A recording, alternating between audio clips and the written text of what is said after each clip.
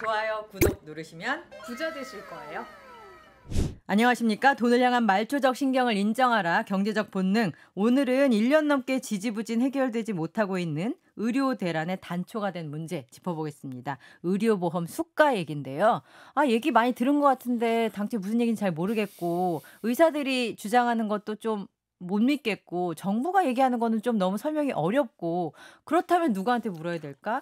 우리가 이분을 모셨습니다. 우리 지난 시간에 이어서 우리 그 중증 외상센터의 모델이 되셨던 최강의 모델이 되셨던 조항주 외상외과 교수님과 함께 이 얘기 들어보면 설득력이 있지 않을까라는 생각으로 한번 이야기 나눠보겠습니다. 다시 인사드릴게요. 안녕하세요. 네, 안녕하세요.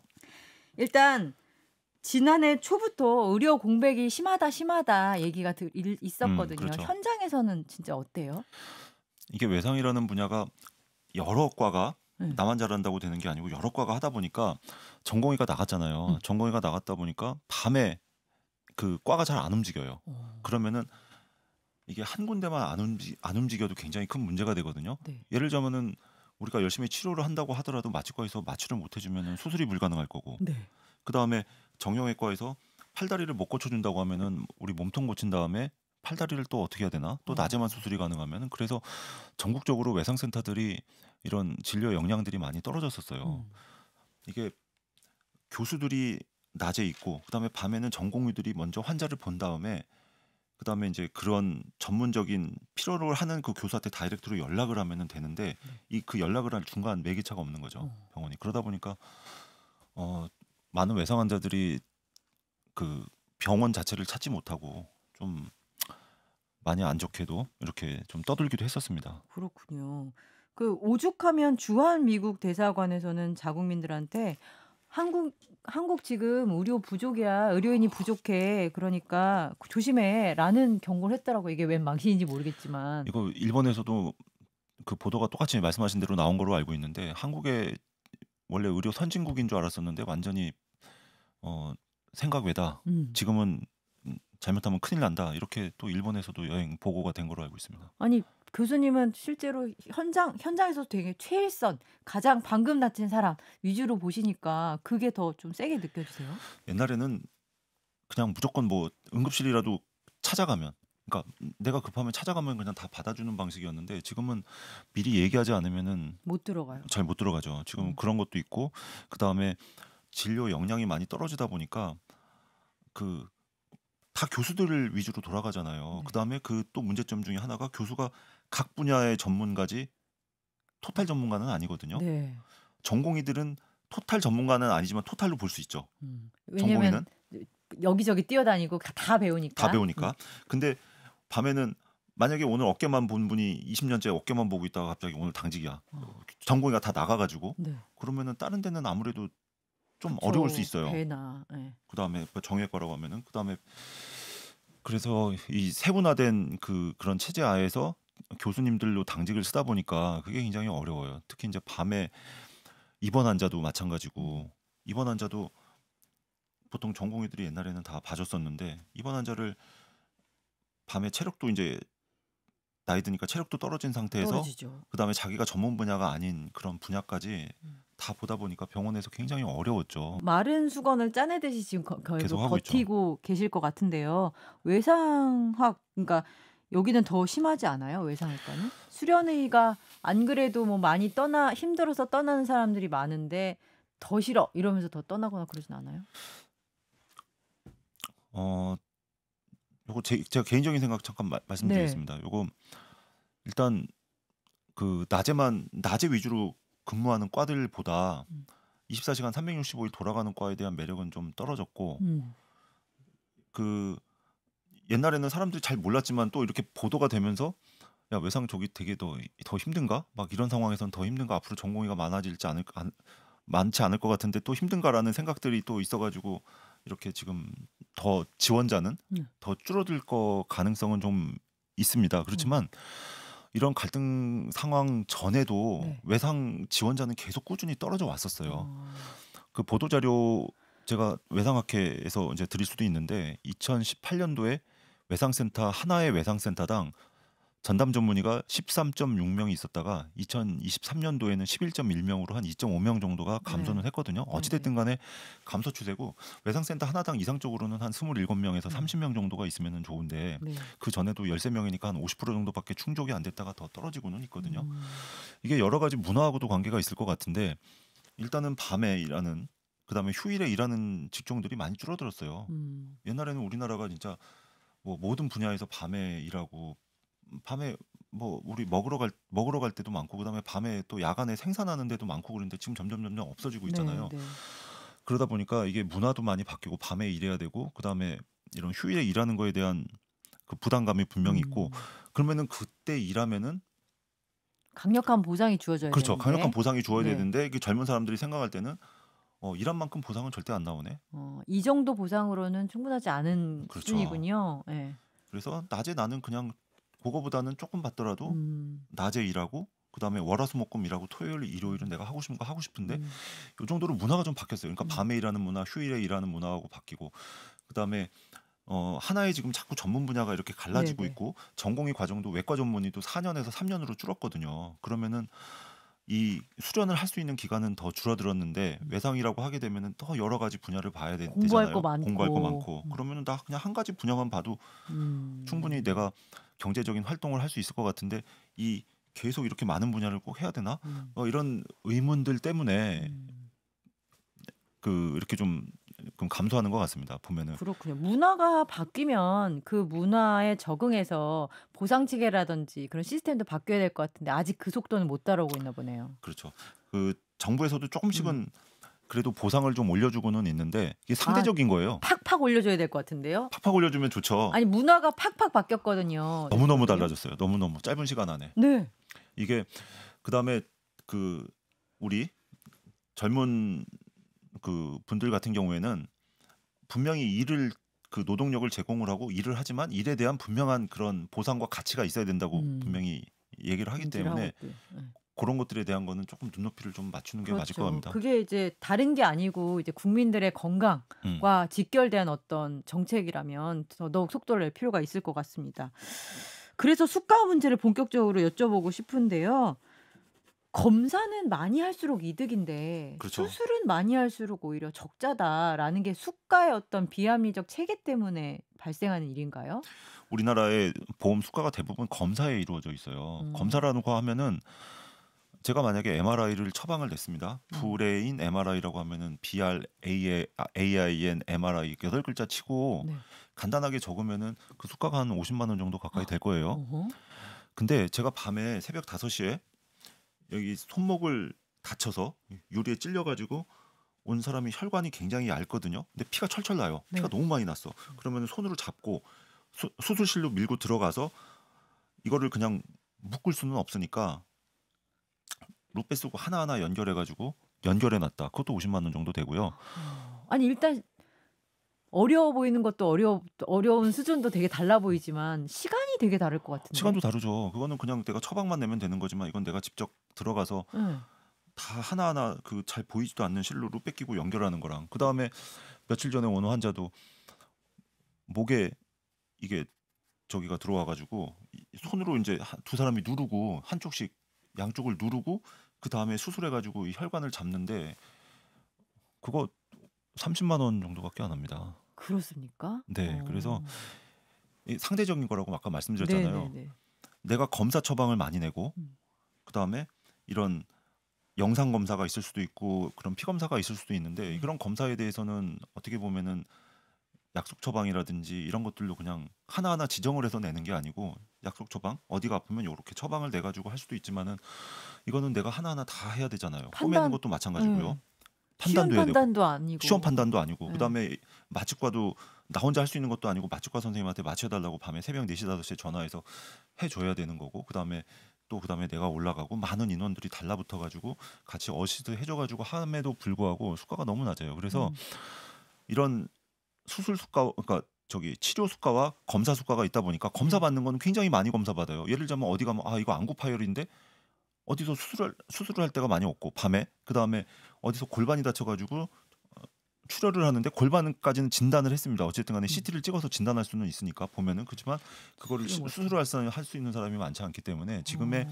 대부분의 수가는 검사 쪽으로 이루어져 있어서 검사만 하고 환자들이 이렇게 대기해야 대기하거나 되니까. 떠돌아다니는 다음 치료를 받기 위해서 하는 것들을 감안을 하면은 치료 쪽에 수가를 더 많이 올려야 될 것 같고요. 수가 이 그렇죠. 얘기 되게 많이 오랫동안 들었던 것 같은데 왜 진행이 안 되는 거예요? 의사들 간의 이해관계가 충돌하나요? 아니면 의사들과의 이해관계는 어느 정도는 있을 것 같습니다. 예를 들자면은 같은 수술 뭐 비장을 뗀다라고 가정을 했을 때 아우 얘들이 다 살벌해요 네, 아까부터. 뭐 네, 알겠습니다. 좋아요. 예, 이 네, 비장을 뗀다고 비장이 했을 때. 출혈을 많이 하면 비장이 되게 많이 다치거든요. 네. 근데 그거를 일단은 수가라는 것 자체가 그 시간에만 비례를 하니까 음. 이거를 내가 환자가 왔을 때 1시간 안에 떼게 할 수 있는 시스템을 갖추는 건 굉장히 어려워요. 수술방을 비워놓고 마취과가 대기를 하고 있어야 되고 그렇죠. 그다음에 이런 검사 시설이라든지 그다음에 그 수술할 수 있는 의사까지 대기를 할 수 있어야 되고 네. 그다음에 이거를 뭐 한 일주일이나 2주 있다가 3주 있다가 아니면은 심지어 한 달 있다가 그때 몰아서 해서 그때 딱 그렇게 하는 거랑 수가가 지금 현재는 같고 가산 수가는 있을 수 있습니다만 기본 수가가 같잖아요. 그래서 이 자원의 차이, 24시간 365일 돌린다는 그거에 대한 그런 어려움이라든지 이런 것들을 좀 충분히 고려해서 수가가 책정이 돼야 될 것 같고요. 그다음에 그 아까 말씀하신 대로 판단이 굉장히 중요하거든요. 이거를 이렇게 할까 저렇게 할까 그 순간적인 굉장히 그런 판단과 스트레스와 그걸 통해서 이렇게 할 수 있게 만들었을 때 네.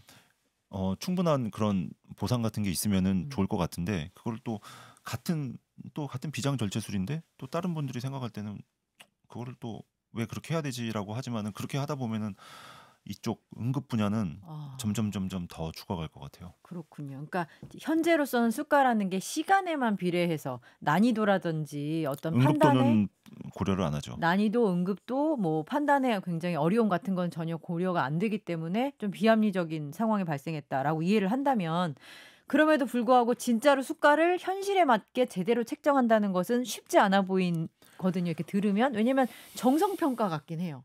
그렇죠. 네. 정성평가죠. 네, 정량평가가 아니라. 그래서 그거를 정말 수가를 다시 체계를 잡는 사람들은 모두의 신망을 받고 굉장히 많은 것을 알고 있는 사람이 공감대까지 얻어야 되니까 쉬운 일은 아니어 보이긴 하네요. 이게 정확한 근거 자료가 일단은 있어야 되긴 하겠지만은 네. 지금 근거에 대해서 계속 많이 나오죠. 근데 외상센터는 적자긴 적자고 네. 그다음에 우리가 돈이 나오는 그런 재원이 중요하잖아요. 근데 건강보험공단이라는 거는 지금도 지출이 많기 때문에 그 재정 상황이 좋지는 않은 거로 알고 있는데 맞습니다. 어찌됐든 간에 많이 준다는 소리는 그 수가가 올라간다는 소리는 지출은 많아질 거거든요. 네. 그러면은 그 지출을 어디서 끌어올 것이냐 이런 것들 때문에 사실 좀 걱정이 되긴 하거든요. 그러면은 또 상대적으로 다른 데서 끌어온다. 다른 과나 아니면은 다른 분야에서 끌어온다고 하면 그분들이 우리 외상하는 분들을 굉장히 싫어할 것 같기도 하고요. 검사하는 데만 쓰는 비용 예를 들면 수가를 좀 낮추지. 50만 했던 거 40만 원으로 낮추고 이렇게 되면 좀 안 되겠네요. 병원에서 싫어할 수 있죠. 그렇군요. 아무래도 아. 사람이니까. 그러면은 비용 구조의 합리화라기보다는 조정을 통한 합리화라기보다는 지출 증대로밖에 갈 수 없는 게 현실적으로 좀 맞아 보인다. 현실적으로는 좀 그렇게 되는데 그렇다고 해서 국민들한테 보험료를 많이 내라라고 해가지고 그 보험료를 더 많이 한 다음에 이쪽으로 오는 것도 하나의 방법이겠지만 그건 또 국민들께서 또 저기 보험료가 그렇지 않아도 많이 내고 계신 분들도 있는데 또 그럴 거 아니에요. 그래서 쉽지는 않습니다. 근데 어찌됐든 간에 아까 검사와 치료의 그거는 줄여야 돼요. 비합리적이네요. 비합리적이죠. 네. 검사 쪽에 너무 집중돼 있어요. 검사를 줄이고 치료 쪽으로 더 많이 수술이라든지 이런 것들을 해야 되고 사실 수술하는 사람들 되게 불쌍해요. 왜냐하면은 저도 이거 며칠 전에 수술 많이 하고 나서 여기 관절염이 와가지고 뭘 어떻게 하면은 관절염이 올 정도의 수술? 집중적으로 이렇게 많이 하다 보니까 피로가 돼서 이 복강경도 마찬가지고요. 이게 힘도 많이 들어가고 이 복강경 정밀하고 이렇게 하고 하다 보면은 네. 자세도 안 좋고요. 그다음에 밤에 이렇게 새벽에 이렇게 밝은 불빛 아래에서 이걸 하다 보면은 백내장도 잘 생기고요. 주변에 백내장 되게 많고요. 그렇구나. 네, 저도 산재네요. 조금 있고. 근데 그거를 뭐 그렇죠. 그다음에 이제 관절염, 골관절염 이거 수술하는 사람들이 되게 많아요. 그 정도로 굉장히 어려운 수술 환경에 놓여 있는데 이 부분에 대해서는 자원이 집중되지 않고 검사하는 데만 자원이 집중되는 현 상황은 굉장히 불합리하다. 네. 거기까지 이해를 하면 되죠. 네. 그러면 그럼에도 불구하고 아까 말씀하셨듯이 지출을 늘리는 방법밖에는 없어 보이긴 하거든요. 그렇다면 사실 국민적인 공감대가 필요해 보여요. 이거를 합리화하고 더 많은 사람들이 제대로 된 건강과 몸의 상태를 유지하기 위해 어느 정도의 지출은 감수해야 된다. 그런 저는 부분은 말씀해 주실 수 있지 않을까요? 사실 우리나라 의료비가 환자들은 굉장히 뭐 어떻게 느끼지는 잘 모르겠어요. 근데 비싸다고 느끼는 분들도 꽤 많은 것 같기는 하고요. 근데 미국 같은데 미국 얘기 한번 해 주시죠. 얼마나 드라마틱한지. 같이 이렇게 미국을 갔다가 음. 자전거를 타고 가다가 이제 넘어지면서 손으로 짚잖아요. 네. 그래가지고 짚어서 앰뷸런스 타고 가까운 병원으로 가서 엑스레이 찍고 딱 기부스했어요. $10,000 나왔거든요. 그다음에 신문 기사에서도 있는데 그 아기가 침대 높이보다 조금 더 높은 데서 떨어졌고요. 아기는 자기 키 2배 높이면은 외상팀 액티베이션이에요. 외상팀이 모이게 되어 있어요. 어떤 상황인지 이 아이가 어떤 상황인지 체크해야 되니까 관련한 의사들 모두 모여 이렇게 그렇죠. 되는 거죠. 관련 의사들 모두 모여. 그러면은 그 아기 키니까 키 2배니까 아마 침대 높이보다 조금 더 높은 데일 거예요. 그래서 일단은 아기 상태 딱 그 지침으로 딱 해서 왔거든요. 그러고 나서 CT 찍고 괜찮으네 가보세요. 그게 $19,000. 이 그냥 외상 모이기만 했는데 모이기만 하는 거는 $9,000. 아, 거기는 이제 CT 찍고 뭐 뒤 조치가 있었겠죠. 뭐 네. 설명도 해주고.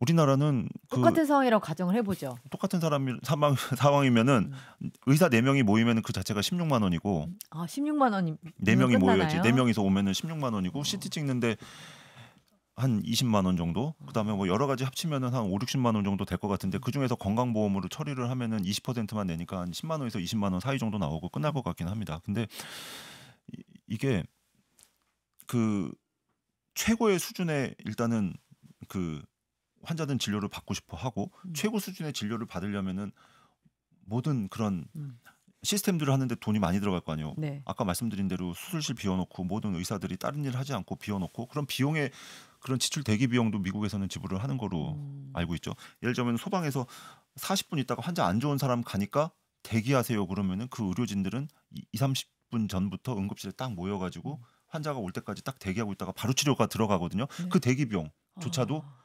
카운트가 되는 카운트가 거죠. 되죠. 그래서 이런 그다음에 우리는 만약에 산에서 추락했다고 하더라도 그러면은 소방에서 굉장히 잘 해주셔가지고 병원까지 이송을 무료로 해주고 있는데 저 캐나다 산에 올라갈 때 보니까 딱 조금 올라가다 보니까 이 이상 올라갈 때 헬기를 부를 수 있고 이 번호고 그 헬기에 대한 비용은 당신이 부담해야 되고 부담 비용은 15,000불 정도입니다라고 되어 다 거기서 있거든요. 내려오겠네요. 그래서 그래서 완전 무료는 조금 좀 어려운 것 같고 그래도 자주 이용을 하는 분들한테는 그래도 뭐 아주 잠깐이지만은 조금 이렇게 좀 차질하는 건 또 어떤가 그런 생각도 좀 있기는 있습니다. 그러니까 의료 서비스의 질을 현재와 같이 유지를 하기 위해서는 어느 정도의 지불에 대한 의지는 있어야 된다라는 말씀을 들려요. 조금이나마 완전 무료보다는 그죠. 그렇지 않으면은 다만 10,000원인보다 그렇죠. 그렇지 않으면 내가 받는 의료 서비스의 질이 나락으로 갈 가능성을 염두에 둬야 된다. 이렇게 이해하면 되는 거라고 생각이 됩니다. 그래서 약간 이런 어떤 의료보험 수가 이슈에서 완전히 초월한 그래서 저 건강보험 이슈와는 상관없이 그냥 정말 시장대로 움직이는 데서 돈을 버는 의사들을 보면 또 어떤 마음이 드실지 궁금하긴 하더라고요. 근데 일부는 당연히 사람이기 때문에 느낄 수는 있어요. 왜냐하면은 저분들은 일하는 양은 적고 그다음에 저희는 간의 수공업처럼 하나하나 수작업으로 많이 하는데 그냥 기계의 도움을 많이 받아서 일을 하시는 분들도 있거든요. 그래서 우리는 하나하나 내 기술과 이런 거로 꼬매고 뭐 이렇게 수술하고 그러는데 어떤 데는 이제 뭐 레이저라든지 이런 걸로 이제 치료를 좀 약간 좀 편하게 하는 분들도 있고 당연히 사람이기 때문에 느낄 수는 있지만 그 느끼는 감정이 우리 쪽이 조금 더 이렇게 저분들하고 좀 형평성이 좀 맞춰졌으면 좋겠다 하지 저분들이 부러워서 나가진 않아요. 아, 그렇군요. 역시. 네. 그러면 아까 말씀하신 대로 어떤 형평성. 이렇게 해서 이렇게 나름대로 이 부분에서 성취감과 희열을 느끼면서 일하는 사람들이 박탈감을 느낄 정도는 아닌 어떤 체계가 그렇죠. 필요한 것 같은데요. 이게 필요하기 위해서 사실 정부가 의대 정원을 늘리겠다라고 했던 것 같기도 하거든요. 맞습니다. 네. 근데 왜 이렇게 처참하게 실패한 거예요? 어, 이 필수 의료 중에서도 제일 어쨌든 간에 최첨단에 있는 외상이라는 분야로 아까 말씀드린 대로 들어오는 인력은 계속 줄었어요. 네. 어느 정도는 제가 생각할 때는 늘려야 될 필요가 분명히 있기는 있는데 증원의 필요성은 있었다. 있습니다. 네. 네. 근데 그 증원된 인력들이 사람들이 걱정하는 것처럼 이렇게 미용 시장에만 가지 않고 그다음에 이런 외상이라든지 이런 필수 의료로 올 수 있는 충분한 그런 유인책과 함께 얼마나 부족한지 이렇게 해서 같이 그거를 판단해서 했으면 좋은데 그냥 의대생만 갑자기 늘려놓고 그 뒤가 없는 거니까 사람들은 다 그렇게 생각하죠. 이건 다 오는 의사들이 다 피분명만 하면 어떡해? 네. 물론 그 누구 말대로 그 중에서 낙수과라고 뭐 이렇게 그런 말씀도 들어보셨을 거 아니에요. 그분 중에 아주 일부는 이쪽으로 그냥 할 수 없이 오는 분들이 생기지 않겠느냐라고 하지만은 또 그거는 좀 좋지는 않잖아요. 저희들도 그렇고 앞으로 그럼요. 이런 필수 의료의 미래를 위해서라도 그럼요. 우리가 생각하는 거는 나는 굉장히 수술도 잘하고 논문도 잘 쓰고 아니면 환자한테도 굉장히 잘할 수 있어. 이런 사람들이 후배로 들어오고 이렇게 나는 좋은 일을 하면서도 또 경제적으로도 괜찮고 그다음에 내가 명예롭고. 할 수 있는 일도 할 수 있고 그렇게 다 만드는 게 맞습니다. 저희들의 목표인 거죠. 네. 근데 이거는 갑자기 그냥 어찌됐든 간에 의대 정원만 왕창 늘려놓고 음. 이쪽에 사람들이 여기로 올 수 있는 수단은 충분하지는 않았다고 생각을 하고 네. 그다음에 얼마나 필요한지 필수 의료에 얼마나 필요한지 이렇게 하면은 필수 의료로 요 정도 좀 오겠다. 특히 외상 분야 얼마 정도 오겠다. 이런 것들을 조금 더 시뮬레이션을 잘 해서 단계적으로 좀 했으면은 굉장히 좋았을 것 같아요. 저는 경제적 본능에서 우리가 의료 얘기를 하는 것에 가장 큰 의미가 그거라고 생각해요. 정말 의료 이슈야말로 요소마다 유인이 굉장히 많이 필요한 분야다. 유인이란 무엇인가? 정말 경제적 본능에 의지해서 유인을 만들어야 되잖아요. 그렇죠. 그런 부분에 대해서 정부가 너무 무감했던 게 아닐까 하는 생각이 드는데 3조가 들었다고 하더라고요. 의료대란 수습에 들어간 비용만. 이런 거 보면 진짜 속 터지시죠. 그 3조를 여기다 썼으면 이러는 생각이 드실 것 같아요. 이거를 지금 3조가 사실 좀 의료 대란을 막기 위한 거잖아요. 정말 그거를 최악의 상황을 막기 위한. 위해서. 네. 왜냐하면 응급 환자가 치료를 못 받는 음. 그런 최악의 상황을 막기 위해서 들어가는 돈인데 그거를 조금 더 이런 시스템 개선 그다음에 그 지금 같은 의료 대란을 만들지 않은 상태에서 이 돈이 투입이 됐다고 하면은 굉장히 큰 그러니까요. 효과가 있었을 것 같아요. 안타깝습니다. 예, 조금 이렇게 피 흘리면서 학습을 할 일이었나? 지금은 일단은 망가진 상태에서 이거를 때우는 용으로 들어가는 3조하고 일단은 기본적인 그런 게 체계가 잡힌 상태에서 좀 3조가 들어갔으면은 훨씬 더 좋게 됐을 거로 생각은 되는데 저도 근데 환자를 보면 그런 생각이 들 때가 있어요. 이렇게 환자가 왔는데 왜 앞에서 이렇게 처치를 했지? 너무너무 안타까워요. 그 누구를 그러면은 앞에서 너무 처치를 못했기 때문에 난 몰라라고 하는 사람도 있지만 제가 생각할 때는 어쨌든 간에 내가 현재 처한 환경에서 최선이 뭘까? 앞에서 어떻게 했던 거는 뭐 어쩔 수 없습니다. 이 현재 내가 본 시점에서 내가 최선을 다하려면 어떤 거를 해야 될까라고 굉장히 많이 그런 걸 생각을 하거든요. 똑같습니다. 지금 뭐 이거를 정책을 하시는 분도 지금 아직까지 온 건 어쩔 수 없지만 지금 현재 누가 바뀌었든지 현재 시점에서 이거를 어떻게 하면 최선을 다해서 하고 이 필수 의료 그다음에 이런 것들을 늘릴지 현재 시점에서 생각을 하고 과거 자꾸 너무 생각하면 안 좋은 것 같아요. 좋은 포인트네요. 그렇다면 지금 의대생들이 속속 돌아오고 있고 복귀를 한다고는 하는데 아직 제대로 수업 받을지는 모르는 상황 같아요. 수업도 하신다고 그랬잖아요. 네, 오래 했죠. 네. 작년에는 학생이 없어가지고 온라인으로 저기 녹화해가지고 수업했습니다. 학생들이 속속 돌아온다고는 하는데 수업을 제대로 받을 것 같아요? 분위기가 어때요? 지금 무늬만 복귀다 이런 얘기도 있거든요. 저기 학생들이 느끼는 감정은 충분히 이해는 하고 그렇지만 이게 바꾸려고 노력은 누군가는 해야 되죠. 지금 현재. 그렇지만 공부 안 하고 하는 거는 개인적으로는 공부는 좀 했으면 좋겠어요. 어떤 의사를 표현하든 일단 공부는 하고. 네, 공부는 하고 그거를 공부는 하면서 그다음에 이 뭐 만남 공부만 하는 게 아니고 같이 이거를 시스템 개선을 하는 노력은 있어야죠. 신입생들도 복귀를 안 한다고 들어오질 않는다고 하니까 휴학을 한다고 하니까. 저는 어떠냐면은요. 일단은 앞에서 누가 만약에 그런 절차를 어기고 만약에 뭐가 들어오면 대부분은 일단은 해주지만 다음부터는 이런 절차가 있다. 어찌됐든 간에 지금 현재 상태는 해결을 하거든요. 그렇지만 바깥에 그 시스템 개선은 분명히 해줘야 되니까 우리가 어렵더라도 그렇게 공부는 하고 그 다음에 이제 계속 그거는 얘기는 시스템 하면서 개선에 네 참여하라. 참여해야죠. 네 알겠습니다. 바꿔야죠. 그러면 마지막으로 저는 교수님처럼 생각하고 일하시는 의사가 많을 거라고 생각하면서 이제 뭐랄까 따뜻한 마음과 함께 좀 희망도 많이 보는데요. 그럼에도 불구하고 이제 언론이라든지 이런 데서는 아무래도 좀 자극적인 것도 많이 보게 되고 좀 갈등적인 요소를 좀 부각시키다 보니까 저렇게 말하는 의사가 있어? 이런 것도 많이 보게 되거든요. 그런데 의사를 대표해 달라는 제가 좀 감히 무례한 부탁을 드리면서 지금 이런 의사가 필요하다. 그리고 지금 이제 다시 들어올 의사들은 이런 의사가 될 것이다. 이렇게 좀 희망과 다짐을 담아서 좀 마지막으로 말씀해 주신다면.